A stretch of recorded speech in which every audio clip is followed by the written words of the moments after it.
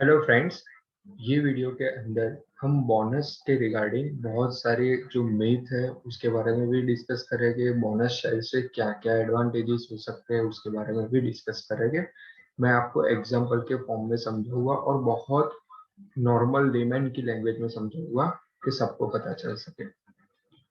सी friends, generally bonus का नाम सुन के हमको ऐसा लगता है कि हमको कुछ फ्री में मिलने वाला होता है, राइट?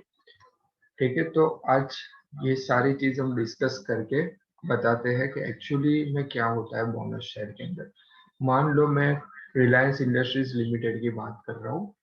एग्जाम्पल के लिए मान लो कि रिलायंस इंडस्ट्रीज लिमिटेड का शेयर प्रेजेंटली मार्केट में 2000 रुपीज पे ट्रेड कर रहा है, राइट? अच्छा, अभी रिलायंस ने डिसाइड किया कि वो लोग बोनस शेयर इश्यू करना चाहते हैं। तो मान लो कि मेरे पास रिलायंस के 10 शेयर है, राइट? तो कुल मिला के मेरा इन्वेस्टमेंट कितना हुआ? 2000 जो शेयर प्राइस है, मार्केट प्राइस इसको बोलेंगे और इसको नंबर ऑफ शेयर्स बोलेंगे, राइट? तो कुल मिला के मेरा इन्वेस्टमेंट कितना हुआ? 20,000 रुपीज का। मान लो अभी रिलायंस ऐसा बोल रहा है कि we will give bonus in the ratio of 1:1। तो पहले तो ये समझते हैं कि बोनस क्यों डिक्लेयर करते हैं, कैसे होता है। सी फ्रेंड्स, बोनस जब भी कंपनी अच्छा परफॉर्मेंस करती है, बिजनेस के अंदर अच्छे प्रॉफिट में होती है, तो उसका बेनिफिट वो शेयर होल्डर्स को देने के लिए कंपनी बोनस भी इश्यू करती है और डिविडेंड भी देती है। तो मान लो कंपनी ने डिसाइड किया 1:1 में बोनस देना है। तो फ्रेंड्स, हमको ज्यादा खुश नहीं होने का है, बिकॉज आपको ऐसा नहीं है कि 10 के सामने दूसरे 10 शेयर मिलने वाले। 1:1 का मीनिंग क्या है कि 10 आपके पास ओरिजिनल शेयर है, आपको 10 शेयर और मिलने वाले। तो कुल मिला के आपके शेयर कितने हो जाएंगे फ्रेंड्स? 20 हो जाएंगे। बट फ्रेंड्स, एक बात जान के आपको हैरानी होगी। हाँ, जो लोग कॉमर्स फील्ड में उनको तो थोड़ा बहुत उसके रिगार्डिंग आइडिया होगा ही, बट जो साइंस फील्ड में है उनको भी पता चले उस लैंग्वेज में मैं समझा रहा हूँ कि यहाँ पे शेयर की प्राइस वही प्रोपोर्शन में रिड्यूस हो जाती है। यानी मान लो शेयर की प्राइस 2000 है ये केस के अंदर, तो शेयर की प्राइस यहाँ 1000 हो जाएगी। तो इन नटशेल देखने जाए तो हमारा इन्वेस्टमेंट तो 20,000 का था, जो बोनस डिक्लेयर होने के बाद भी 20,000 का रहा। तो फ्रेंकली स्पीकिंग, बोनस डिक्लेयर होने से हमको कोई मार्केट कैपिटलाइजेशन का बेनिफिट नहीं होता है। यानी हमारा इन्वेस्टमेंट की वैल्यू जितनी है उतनी की उतनी ही रहेगी। तो फिर आप सोच रहे होंगे कि सर फिर तो कंपनी बोनस क्यों इश्यू करती है, राइट? तो सी फ्रेंड्स, बोनस इश्यू करने के कंपनी के भी बहुत सारे फायदे हैं, इन्वेस्टर के भी बहुत सारे फायदे हैं। कैसे?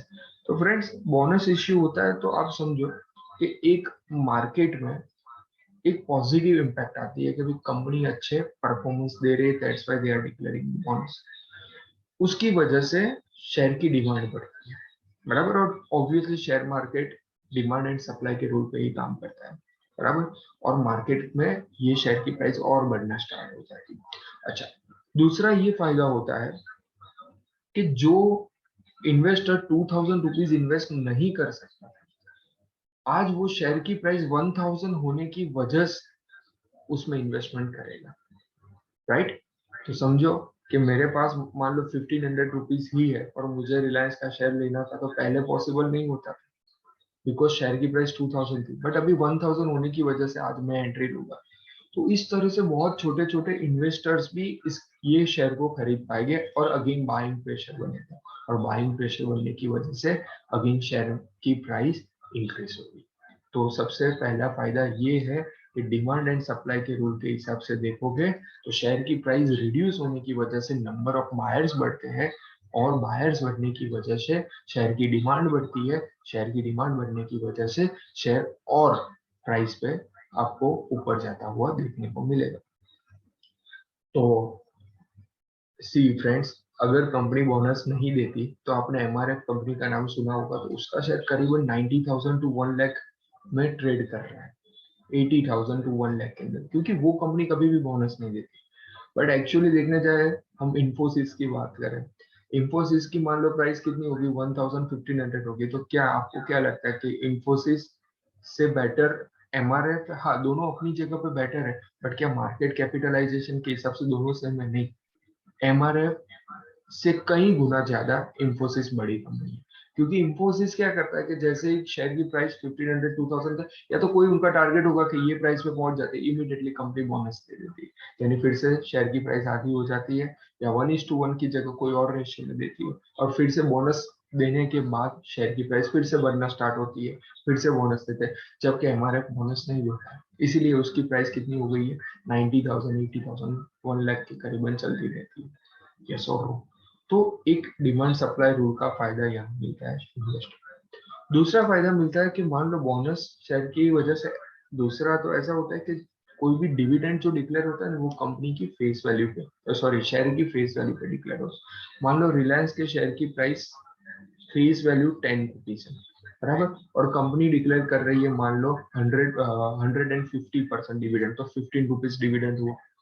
यस और नो, 10 के 150% करोगे तो 15 रुपीज डिविडेंड हुआ। तो अगर मैं बोनस के पहले की बात करूं, बराबर, तो मुझे कितना डिविडेंड मिलता था, मेरे पास कितने शेयर थे, 10 शेयर थे, तो 10 शेयर इंटू 15 रुपीज, और यहाँ 150 रुपीज बोनस मिल जाता।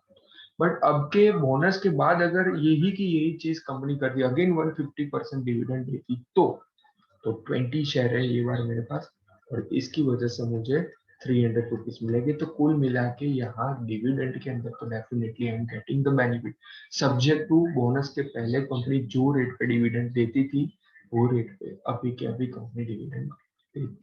तो फ्रेंड्स, यहाँ हमने देखा कि बोनस शेयर से वैसे देखने जाए तो मार्केट प्राइस का कोई बेनिफिट नहीं होता, बट ये सारे बेनिफिट्स इसके अंदर होते हैं। आई होप फ्रेंड्स आपको ये वीडियो अच्छा लगा होगा, और मैंने बहुत ही लेमन की लैंग्वेज में आपको समझाने का ट्राई किया है। Thank you so much friends.